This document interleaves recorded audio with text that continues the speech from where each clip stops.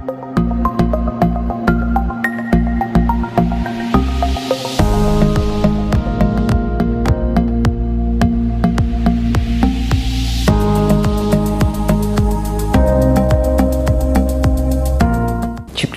आपने मुझे मौका दिया इतने अच्छे फोरम से कि मैं अपनी बात बयान कर सकूं। मुसलमान पैदाइशी है तो वो फॉर ग्रांटेड लेगा कि बस हो गए, पैदा हो गए, जिस भी जगह पे पैदा हो गए।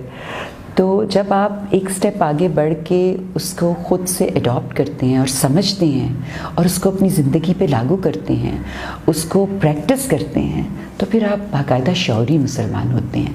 आपको समझ आ जाती है, यानी आप किसी घर में पैदा हुए हैं तो आप जिस घर में पैदा हुए हैं आपकी वो शनाख्त बन जाती है, वेदर यू लाइक इट और नॉट।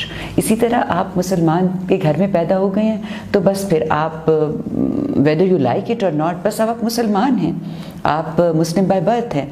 लेकिन जब आप बाकायदा तौर पर ये समझने की कोशिश करते हैं कि मैं मुसलमान क्यों हूँ, मुसलमान होना होता क्या है और क्यों मुसलमान क्यों हुआ जाए, जब आप इन सवालों को एड्रेस करते हैं तो फिर आप क्लियर होते हैं, फिर आपको समझ आती है कि हाँ मैं क्यों हूँ मुसलमान। तो मैंने ये सफ़र किया। मैं एक बड़े मजहबी घराने में पैदा हुई और मैं पैदाइशी मुसलमान थी और हर वो रिचुअल जो मज़हब के हवाले से किए जाते हैं वो मेरे घर में हो रहे थे और मैं उसका हिस्सा थी। But I was not happy with that religion, क्योंकि मुझे मज़हब के हवाले से हमेशा से मुझे एक डर और ख़ौफ रहा, क्योंकि मेरे घर में महफ़िलें होती थी, वो बरेलवी टाइप एक एक्टिविटी वाला घर था। तो मुझे ऐसा लगा कि मज़हब ने मुझे डरा दिया है, मज़हब तो मेरे लिए बड़ा मसला है। लेकिन जब मेरे सवाल एड्रेस होने लगे, मुझे अपने सवालों के जवाब मिलने लगे और अल्हम्दुलिल्लाह मैं इसके लिए अल्लाह की बड़ी शुक्रगुज़ार हूँ कि उसने मुझे मौका दिया कि मैं जावेद साहब से मिल गई। यानी मुझे मौका मिला कि एक बड़ा उस्ताद मेरी ज़िंदगी में आ गया जिसने मुझे मज़हब समझा दिया, जिसने मुझे खुदा से बाकायदा मिला दिया, जिसने मुझे बता दिया कि बाय चॉइस रिलीजियस होना और बाय चॉइस मुसलमान होना होता क्या है। तो बस मुझे लगा कि एक्चुअली बाय चॉइस आप तब होते हैं जब आपको जो आपके अंदर सवाल हैं उनके जवाब मिलते हैं। यानी जो भी इंसान पैदा होता है वो अपनी सराउंडिंग की वजह से कुछ सवालात उसके अंदर, अगर वो सेंसिबल है, अगर उसको शऊर है, तो उसके अंदर कुछ सवाल पैदा होंगे।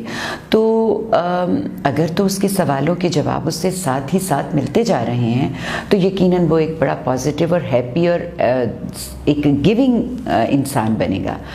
लेकिन अगर उसके सवाल अंदर ही इकट्ठे हो रहे हैं और उसको जवाब ही नहीं मिल रहे तो वो एग्रेसिव होगा, एंजाइटी होगी, टेंशन होगी, उसको कई किस्म के मसाइल होंगे और उसको खुद भी नहीं पता होगा कि ये मेरे मसाइल क्यों हैं इतने। तो जिस वक्त उसके सवालों के जवाब उसे मिलते हैं ना, तो ये एक बड़ी सरफराजी और बड़ी अल्लाह की इनायत वाला एक सिचुएशन होती है। तो मुझे लगता है कि शऊरी मुसलमान आप तब होते हैं जब आपके अंदर जो सवाल हैं उनके आपको जवाब मिल जाते हैं और आप कहते हैं कि अल्हम्दुलिल्लाह या अल्लाह तेरा शुक्र है कि मैं मुसलमान हूँ। उस वक्त आप ये शऊरी तौर पे ये कहते हैं और फिर आपका खुदा से एक ज़िंदा ताल्लुक़ कायम हो जाता है। यानी आप सिर्फ ऐसा नहीं होता कि बस आप मुसलमान घर में पैदा हो गए हैं, ला इलाहा इल्लल्लाह मोहम्मद रसूलुल्लाह पढ़ लिया और बस ठीक है एक खुदा, कभी जब ज़रूरत पड़ेगी तो उसके पास चले जाएंगे। नो, फिर आप ऐसे नहीं रहते। फिर आपको पता होता है कि मैंने हर लम्हे जो मेरा क्रिएटर है मैंने उसके साथ कनेक्ट करना है, मैं उसके साथ कनेक्ट करूँगी तो फिर मेरी ज़िंदगी आगे सही पैटर्न पे चलेगी। क्योंकि दीन एक रास्ता है ना, दीन का मतलब है रास्ता। फिर आपको वो रास्ता मिल जाता है, आपको समझ आ जाती है कि मैं यहाँ से चल रही हूँ और मैंने पहुँचना कहाँ है। जिस बंदे को यही नहीं पता कि मैं कहाँ खड़ा हूँ, मैंने कहाँ पहुँचना है, मेरा रास्ता क्या है, इसमें कहाँ से मुझे डिट्रैक हो जाऊँगा अगर मैंने वो लाइंस को फॉलो ना किया, कहाँ से मैंने सही अडॉप्ट करना है रास्ता, तो तब तक बात बनती नहीं। तो मुझे लगता है कि मैंने हमेशा ये कहा है कि मुझे लगता है मेरी ज़िंदगी अगर एक किताब है तो उसका नाम अल्हम्दुलिल्लाह है, कि मैं अल्लाह का शुक्र अदा ही नहीं कर सकती कि उसने मुझे इसी ज़िंदगी में ही अपनी समझ भी दी, अपने पास आने का शौक़ भी दिया और अपने साथ कनेक्ट करने की तौफीक दे दी। मैं बड़ी उसके लिए शुक्रगुज़ार हूँ अल्लाह की।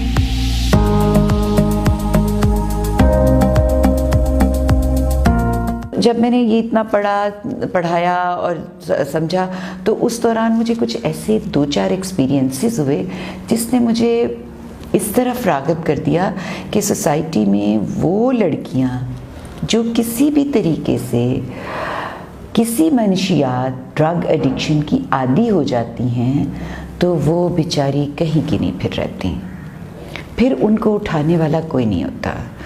इवन कि जो फैमिलीज़ हैं ना, वो भी डिसोन कर देती हैं और ये एक बड़ा ही पेनफुल मिज़री वाला प्रोसेस होता है जिससे वो गुज़रना शुरू हो जाती हैं। तो उनके लिए हमारे पाकिस्तान में कोई भी रिहेबिलिटेशन सेंटर नहीं है। ये बात मुझे कैसे पता चली? चूँकि मैं पढ़ाती हूँ तो कुछ बच्चों को मैंने इसमें सफरिंग में देखा और कुछ मैंने प्रैक्टिकली एक एक्सपीरियंस मुझे हुआ कि मैं अपना कहीं बाहर शॉपिंग कर रही थी, तो मैंने एक बच्ची को देखा कि जो ट्रक के साथ गिर गई, बाकायदा उसको संभाला लोगों ने। तो मैंने सोचा कि यहाँ तो मेरी बेटियाँ भी हो सकती हैं, ये इसका शिकार तो मेरे घर भी हो सकता है। तो इसने मुझे इतना हिला दिया अंदर से कि मैंने सोचा कि मुझे फ़ौरन इस पे कुछ काम करना है। तो मुझे फर्म बिलीफ है इस पे कि जब आप फैसला कर लेते हैं ना कि मैंने कोई अच्छा काम करना है, ये करने वाला काम है जो मैंने करना है, तो अल्लाह आपका हाथ पकड़ लेता है, अल्लाह आपको उठा लेता है उस काम के लिए, अगर आपकी नीयत पूरी ठीक है। तो मैंने वो जो बच्ची एक मैंने देखी थी जो मेरे सामने गिर गई, उसने पता नहीं क्या नशा किया हुआ था, तो मैंने उस कोई लम्हा था, मैंने फ़ैसला कर लिया कि अब मैंने ना इस कुछ बनाना है, कोई ऐसी जगह बनानी है जहाँ मैं इस तरह के बच्चों को ट्रीट कर सकूँ। तो फिर उसके लिए मैंने बाकायदा पहले तो रिसर्च की और वो मेरी बहुत ही अज़ीज़ मेरे टीचर हैं जिनसे मैं कुरान पढ़ती हूँ, रफ़ी मुफ्ती साहब, उनकी बेटी हैं जो साइकोलॉजिस्ट हैं, मैंने उनके साथ ये बात शेयर की कि इस तरह मैं कुछ करना चाहती हूँ। फिर वो एक ग्रुप था लड़कियों का जो मेरे साथ आ गया, फिर हमने मिल के बैठ के इसके ऊपर प्लानिंग की। ये कोई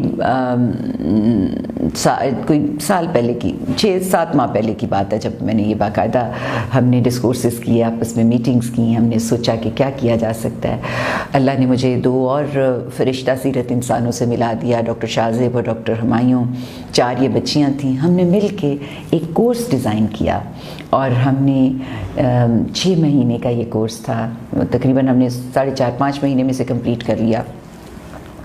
और उसमें ये 4 बच्चियों को हमने तैयार किया कि हमने रिहेबिलिटेशन सेंटर बनाना है और उसके लिए जो प्री रिक्विजिट्स हैं और जो हमारे उसकी डिमांड है वो सारी मैंने उनको उसके अंदर ट्रेनिंग करवाई। वो ट्रेनिंग मैंने ख़ुद भी की, यानी मैं ख़ुद भी उसमें बैठी। उन दिनों छुट्टियां मैंने ली हुई थी और घर में कुछ काम वाम मैं कर रही थी, तो मैंने भी उसको बाकायदा उसका हिस्सा बनी। मैंने बहुत कुछ सीखा। मैं समझती हूँ कि अल्लाह ने ये सिस्टम, ये दुनिया ऐसी बनाई है कि इसमें सीखने की हर वक्त गुंजाइश होती है, इसमें काम करने की हर वक्त गुंजाइश होती है। You just need to have eye for that. आपको उसके लिए देखना होता है। तो बस फिर वो चल पड़ा सिलसिला, वो ट्रेनिंग कंप्लीट हुई। फिर मैंने रिहेबिलिटेशन सेंटर के लिए जगह ली और वहाँ पर हमने माशाल्लाह नवंबर 1 को हमने उसकी इनाग्रेशन की। सादी सी छोटी सी सेटअप है जिसमें हमने 10 बेड से हमने शुरू किया है काम। और डॉक्टर हुमायूं, डॉक्टर शाहज़ेब मेरे साथ हैं और वो 4 बच्चियां भी हैं। और मुझे लगता है कि मैं जब वहाँ अंदर दाखिल होती हूँ तो मुझे लगता है मैं एक और दुनिया में आ गई हूँ। अल्लाह ने मुझे इस दुनिया में काम करने के लिए चुना है, तो मैं उसकी बड़ी शुक्रगुज़ार हूँ। ये है जो मैं कर रही हूँ।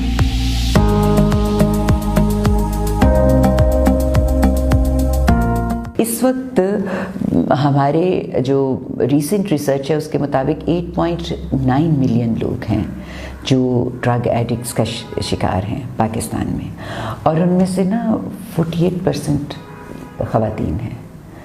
आप सोचें कि 48% ख़वातीन के लिए इस वक्त जब आप निकलते हैं ना लाहौर शहर को सिर्फ अगर आप लें तो लाहौर में इस वक्त लड़कियों के लिए कोई भी रिहेबिलिटेशन सेंटर सिर्फ सेपरेट सिर्फ लड़कियां जिसमें जा सकें वो नहीं है।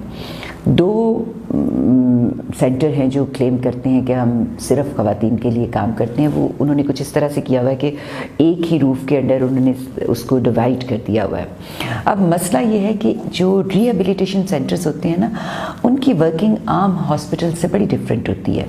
आप आम हॉस्पिटल्स में बच्चियों को लेके जाएं ना, कोई भी प्रॉब्लम है, आपको अपेंडिक्स है, आपको सर्जरी करानी है, आपने कोई इवन गायनी के जो इश्यूज़ हैं उनके लिए जाना है तो कोई मसला नहीं होता, कोई भी साथ जाए। वहाँ पे आपने एडमिट भी होना है तो आप एडमिट हो जाएं, साथ कोई ना कोई आपका अटेंडेंट वहाँ रह सकता है, ओपनली आप आ जा सकते हैं। लेकिन रिहेबिलिटेशन सेंटर्स में ऐसे नहीं होता।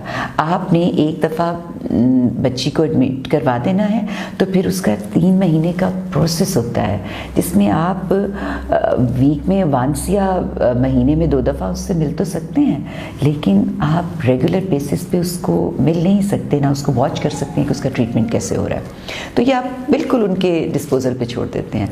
तो फिर पेरेंट्स जो होते हैं उसकी लेते नहीं हैं चांस, या कह लें कि वो घबराते हैं कि जहाँ मेल हैं वहीं पे फीमेल, हम अपनी बच्चियों को इस तरह छोड़ के क्यों कैसे जाएं। तो ये सारी रिसर्च मैंने की थी जब मैं इस प्रोसेस को शुरू करने लगी थी, और मैंने कुछ रिहेबिलिटेशन सेंटर को बाकायदा विज़िट किया। जैसे डॉक्टर शाहज़ेब की जीनियस, बहुत उन्होंने रिमार्केबल एक अपना रिहेबिलिटेशन सेंटर बनाया हुआ है, उसको विज़िट किया, लेकिन वो भी मेल और फीमेल दोनों के लिए है। इसी तरह डॉक्टर हमायूं का अपना है रोशन दस्ता, उसको भी मेल फीमेल इकट्ठे हैं। तो काम बहुत अच्छा हो रहा था, लेकिन जो अलहदा डिमांड थी ना वो मुझे बहुत नज़र आ रही थी। और मैंने कुछ खुद भी 1-2 पेरेंट्स जिनको मैं हेल्प करना चाहती थी कि वो अपनी बेटियों को करवाएं इलाज, मैंने उनका रवैया देखा कि they were reluctant to send their daughters to that kind of organisation जहाँ पर के आदमी और औरतें इकट्ठे हैं। तो इसने मुझे इस तरफ लेके आया ये आइडिया कि नहीं, मुझे ये बनाना है जिसमें मैं बच्चियों को अलहदा से ट्रीटमेंट दे सकूं। अल्हम्दुलिल्लाह कि वो हो गया और वो ऑन है, और मैं बड़ी होपफुल हूँ कि अल्लाह मेरी ये जो मेहनत है उसको कबूल करे। और मैं इसका नाम रिहैब 1 रखा हुआ है, और मैं उम्मीद करती हूँ कि मैं पूरे पाकिस्तान में इसका एक नेटवर्क बिछाऊँगी जिसमें कि जो भी ज़रूरतमंद लोग हैं उनकी मदद हो सके।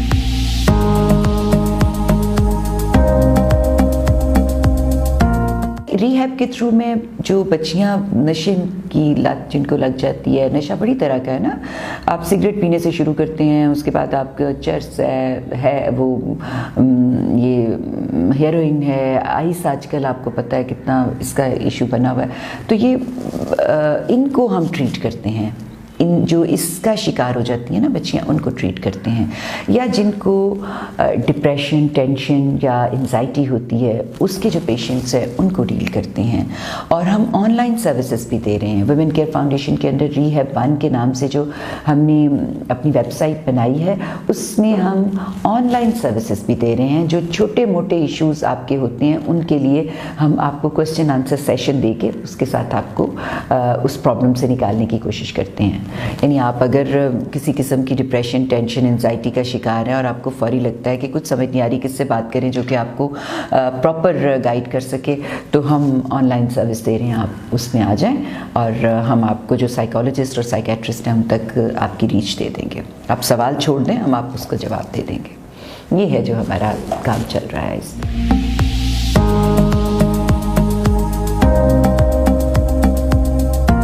एक्चुअली मैंने सबसे पहले तो वुमेन केयर फाउंडेशन के नाम से एक इदारा बनाया है, जिसमें कि हमने सबसे पहले उसमें वर्कशॉप कंडक्ट करना शुरू की थी उसके अंदर, फिर ये रिहैब बनाया है उसी के अंदर, और आगे मैं अब लीगल एड जो है, जो ब्रोकन फैमिलीज़ की ख़वातीन होती हैं उनके लिए लीगल एड के लिए मैं कोशिश कर रही हूँ कि उसका मैं सेटअप बना लूँ।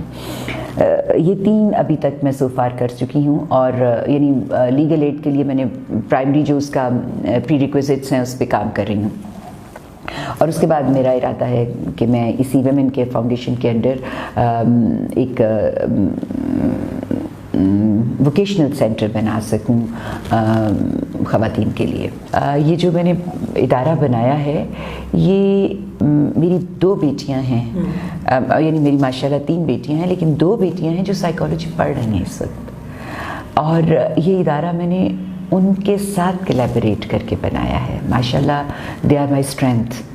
वो कहती हैं मामा आप इस काम में, जिसमें अब यानी इससे पहले जो मैं काम कर रही थी, मैं पढ़ रही थी, पढ़ा रही थी, ज़ाहिर है कि वो इसको एंजॉय करते हैं। बच्चे जो हैं वो अपने पेरेंट्स की जो भी अचीवमेंट्स होती हैं उनको बहुत अप्रिशिएट करते हैं, एंजॉय करते हैं।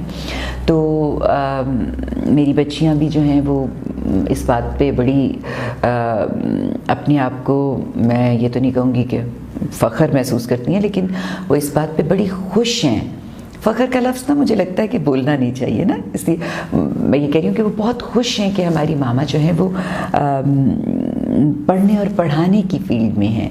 लेकिन जब से मैंने ये शुरू किया है ना, दे आर रियली, जिसको कहते हैं कि उनके दिलों में मेरी कदरो कीमत माँ होने के अलावा भी हो गई है। यानी एक तो मैं उनकी माँ हूँ ना, तो इस हिसाब से, और एक मैं टीचर हूँ, बचपन से उनको पढ़ाया लिखाया, जहाँ पे लेके आई उसके हिसाब से भी है। लेकिन अब वो बाकायदा तौर पर मैं फील करती हूँ कि वो इस रिहेबिलिटेशन सेंटर जब से मैंने बनाया है, दे आर रियली फीलिंग कि हमारी माँ ने एक ऐसा काम किया है जो रियली नीडेड था, और हम इसको ओन करेंगे। वो इस पर वाकई फ़ख्र महसूस करती हैं कि ये क्या काम है जो मामा ने निकाल के किया है और इसकी कितनी ज़रूरत थी। तो मेरे बच्चे मेरे दस्तबाजू हैं, तो मुझे बड़ा अच्छा लगता है, क्योंकि कोई भी काम जो भी आप करते हैं ना, वो काम आप अकेले नहीं कर सकते। यानी वन मैन शो जो है वो ज़्यादा देर तक चल नहीं सकता।